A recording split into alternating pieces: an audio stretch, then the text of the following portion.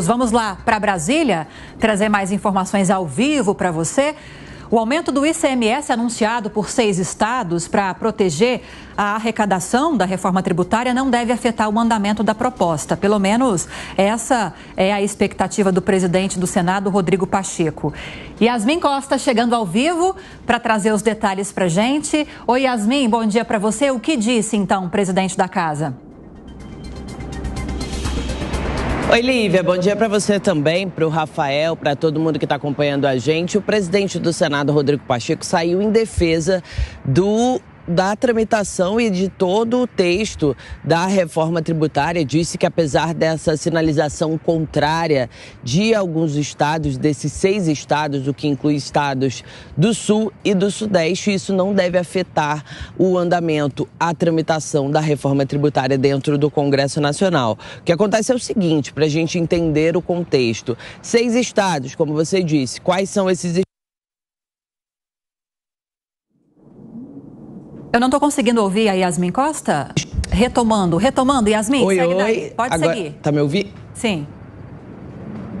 Vamos lá então, Lívia. Quais são os estados que sinalizaram que pode aumentar a alíquota do ICMS? São Paraná, Rio Grande do Sul, Espírito Santo, Minas Gerais, Rio de Janeiro e também São Paulo. Eles afirmam o seguinte, que pretendem aumentar, e esse aumento, essa carga de aumento deve ser de algo em torno entre 0,5 pontos percentuais até 2,5% da alíquota do ICMS, porque eles avaliam que essa é uma forma de garantir a arrecadação desses estados. Eles afirmam que da forma que a reforma tributária se encontra, ela não garante a autonomia e também a arrecadação para os cofres públicos desses estados e municípios. O presidente do Senado foi questionado sobre isso, como eu disse, avaliou que isso não deve afetar o andamento da proposta dentro do Congresso Nacional e a gente separou um trechinho dessa fala do presidente do Senado, Rodrigo Pacheco. Vamos ouvir.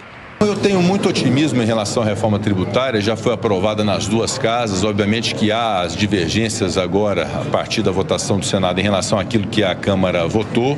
O senador Eduardo Braga certamente já está em contato com o deputado Aguinaldo Ribeiro para poder alinhar isso. Eu espero muito que a reforma tributária seja entregue à sociedade brasileira o mais brevemente possível, com a promulgação dessa emenda constitucional. Não acredito que nada possa atrapalhar uma reforma que é aguardada há mais de 30 anos no Brasil, considerando que todos nós somos capazes de afirmar e reconhecer que o nosso sistema tributário é caótico e precisa ser modificado. E as modificações feitas nessa reforma, a partir de unificação, de simplificação, de desburocratização, é uma modificação boa para o país. Pois é, esses estados que se manifestam de forma contrária à reforma tributária, como eu disse, eles afirmam que isso pode atrapalhar a arrecadação. Não é a primeira vez, essa carta dessa vez ela é assinada pelos secretários de Fazenda, mas até os próprios governadores têm feito uma peregrinação aqui no Congresso Nacional pedindo mudanças na reforma tributária. Algumas foram atendidas, outras não, e agora, com algumas modificações feitas pelo Senado, eles também estão bem críticos. Alguns estados, principalmente, como eu disse, Sul e Sudeste, estão bem críticos. Vale lembrar, né, Lívia, a reforma tributária já passou pela Câmara, pelo Senado, voltou para a Câmara porque houve mudança no Senado Federal com relação ao texto aprovado na Câmara. Agora precisa dessa análise da Câmara dos Deputados, que ainda não tem nenhuma data para acontecer. Os parlamentares os líderes estão naquele momento de definir quando e como vai ser o andamento dessa tramitação final, se a gente pode dizer assim, da reforma tributária. A gente segue acompanhando por aqui. Volto com você.